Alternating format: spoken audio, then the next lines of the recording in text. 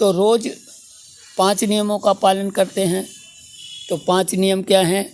प्रातः उठते हैं 4 बजे बिस्तर छोड़ देना चाहिए और प्राणों को अधिक से अधिक संचित करना चाहिए। तो उसके लिए पहला शील है पाणातिपाता वेरमणि सिक्खापदं समादयामि। लेकिन हमको जो अपने को समझदार कहते हैं, जो समाज के अगुआ कहते हैं, उन्होंने हमको अर्थ ही उल्टा बताया। उन्होंने कहा जैसे पहला शील है पाणातिपाता वेरमणि सिक्खापदं समादयामि, और उन्होंने हमको सिखाया प्राणी हिंसा मात्र से विरत रहने की शिक्षा ग्रहण करता हूँ, अर्थात किसी प्राणी को मारूंगा सताऊंगा नहीं। लेकिन यह उसका अर्थ नहीं बनता है, क्योंकि पहले शब्द होता है, फिर शब्दार्थ होता है, तब भावार्थ होता है। तो बुद्ध के मुँह से तो किसी ने सुना नहीं, किताबों से पढ़ा लिखा है और सुना सुनाया है। तो जानकारी 3 प्रकार की होती है, सुतमयी, चिंतनमयी, भावनामयी। तो किताबों से पढ़ते हैं, लोगों से सुनते हैं, यह सुतमयी ज्ञान है। और उसके बाद में हम पर चिंतन मनन करते हैं, अपना चिंतन मनन करते हैं, तो यह ज्ञान जो है चिंतनमयी ज्ञान है। चिंतन मनन करते हैं, फिर उसके बाद में चिंतन मनन करके जो निष्कर्ष निकलता है उसको प्रैक्टिकल उतारते हैं। अपनी इंद्रियों के अनुभव से जो ज्ञान प्राप्त होता है वह ज्ञान कहलाता है, बाकी सब शिक्षा है। तो ज्ञान के 3 सोपान हैं, और इनके बाद भी ज्ञान होने पर जो उसमें दुराचरण सब निकल जाता, अप्राकृतिक निकल जाता है, केवल सदाचार ही सदाचार रह जाता है, उसे प्रज्ञा कहते हैं। जैसे घी में कुछ नहीं रहता है, घी से पहले वह मक्खन होता है, मक्खन में छाछ भी होती है और घी भी होता है, मिक्सचर है। लेकिन तपा देने पर घी एक तरफ हो जाता है, मक्खन एक तरफ हो जाता है। ज़्यादा तपा देने से मक्खन जल जाता है और घी शेष बचता है। तो इसी प्रकार से अपनी अनुभूति से जो कुछ जाना, क्या कुशल है क्या अकुशल है, उसमें जो कुशल है वह प्रज्ञा है, और जो अकुशल रह जाता है वह ज्ञान का एक दूसरा भाग है, जो हमें जानकारी तो हो गई, तो कुशल सुख देता है और अकुशल दुख देता है। इस तरीके से मधु पूर्णिमा, हर पूर्णिमा में हमें चिंतन मनन करना चाहिए। पूर्णिमा को व्रत होता है, तो रोज़ हम 5 नियमों का पालन करते हैं, और पूर्णिमा, अष्टमी, अमावस्या, इन 4 तिथियों में हम अष्टशील का पालन करते हैं।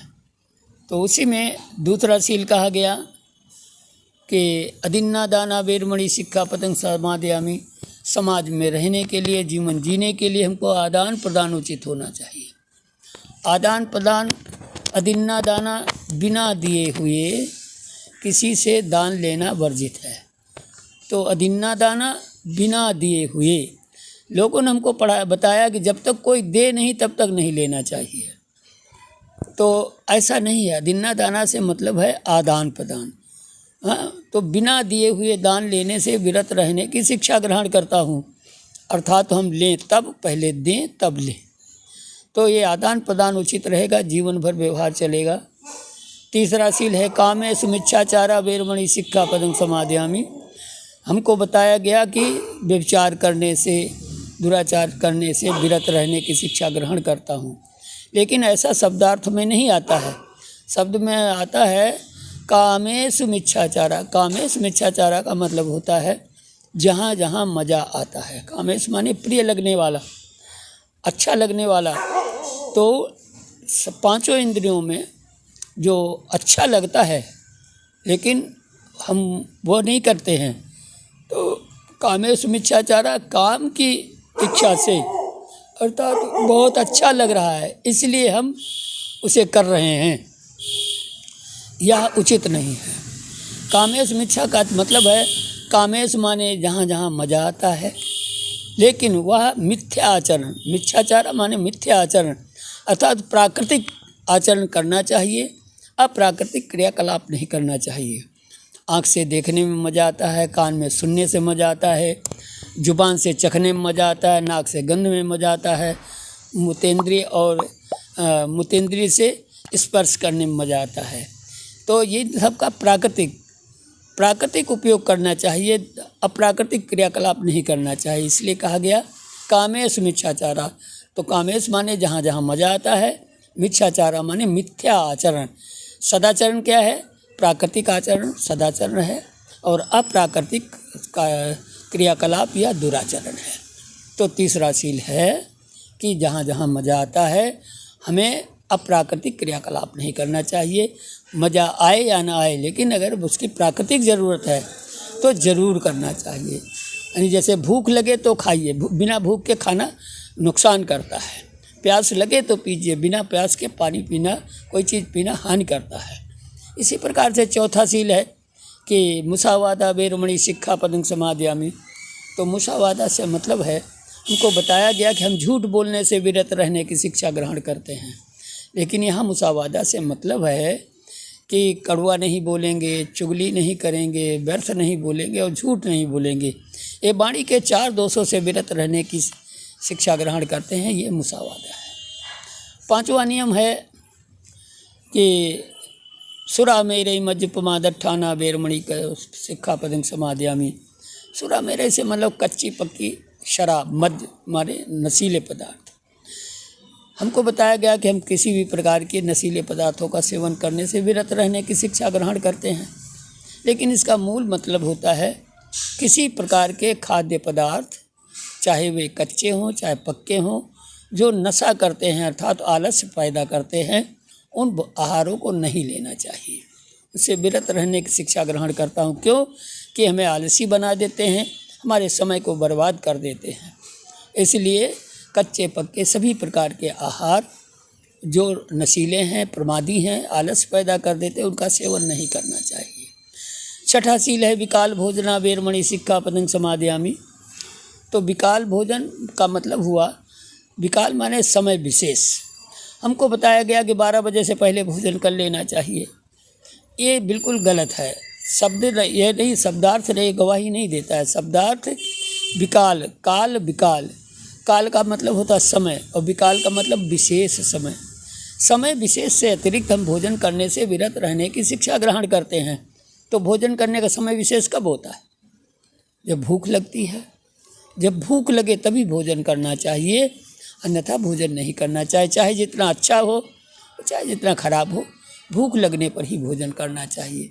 तो विकाल भोजना वेरमणि सिक्खापदं समादयामि से मतलब है कि समय विशेष को छोड़कर भोजन नहीं करना चाहिए, अर्थात भूख लगने पर ही भोजन करना चाहिए। तीसरी बात 7वीं बात आती है कि नच्च गीत वादित विसुक दर्शना।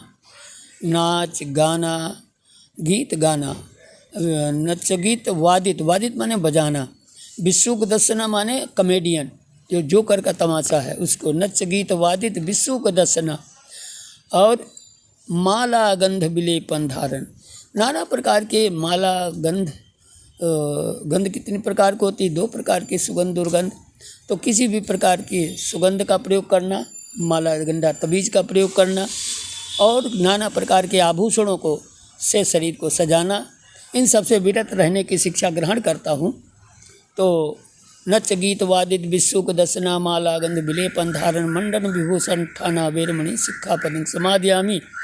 और 8वां शील है कि उच्चासना महासना वेरमणि सिक्खापदं समादयामि। 8वें दिन हमें 8वें शील का पालन करना चाहिए। इस दिन हमें ऊंचा राजसी ठाट बाट का बिस्तर नहीं प्रयोग करना चाहिए।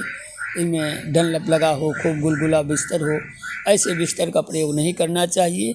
और एकदम ज़मीन पर भी नहीं सोना चाहिए, मध्यम श्रेणी का शयनासन का प्रयोग करना चाहिए।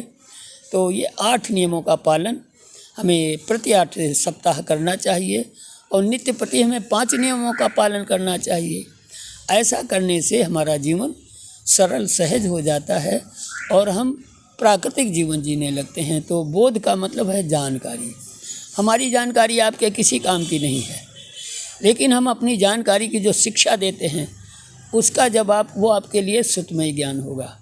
लेकिन इसको जब प्रैक्टिकल करोगे, अपनी इंद्रियों के माध्यम पर जब आचरण में लाओगे, तो यह आपकी जानकारी होगी, आपकी निजी जानकारी होगी। यही आपका ज्ञान आपके लिए कल्याणकारी है। आपका ज्ञान ही आपको कल्याण की ओर ले जाने वाला है। और जब तक वो आपकी इंद्रिय से कोई विषय न टकरा जाए, तब तक उसका मतलब क्या है? तो वह सुनी सुनाई बात है, उससे आपका कोई कल्याण होने वाला नहीं जब तक आप उसका उपयोग नहीं करते। किसी चीज़ का बीज लेकर आप घूमें, अगर उसको समय से बोएंगे नहीं तो उसका कोई फल नहीं बनता है। अतः हम सभी लोगों को शीलवान होना चाहिए, शीलों का पालन करना चाहिए। तो शील का पालन करने से शीलेन भोग संपदा, जो शीलवान मनुष्य हैं उनको सभी संसार की वस्तुएं उपलब्ध होती हैं, उन्हें किसी प्रकार कमी नहीं रहती है। शीलेन सुगतिंगति, शील पालन करने से सुगति को प्राप्त होता है, नाना प्रकार के रोगों से रक्षा होती है, दुर्गति को प्राप्त नहीं होता है। शीलेन भोग संपदा, शीलेन सुगतिंगति, शीलेन निभृतिंगति, शील पालन करने से आवागमन से मुक्त हो जाता है, जन्म मरण से मुक्त हो जाता है। इसीलिए सभी लोगों को चाहिए कि शीलेन सुगतिंगति शीलेन निभृतिंगति तस्माहि शीलं विशोधये, इसलिए सभी लोगों को विशुद्धि के साथ प्राकृतिक रूप से शीलों का पालन करना चाहिए, ऐसा कहा जाता है। ये बहुत अनिवार्य चीज़ है। तो इस प्रकार से हम आप सभी लोगों को शीलों का पालन करना चाहिए। तो ये है जीवन की मधु पूर्णिमा।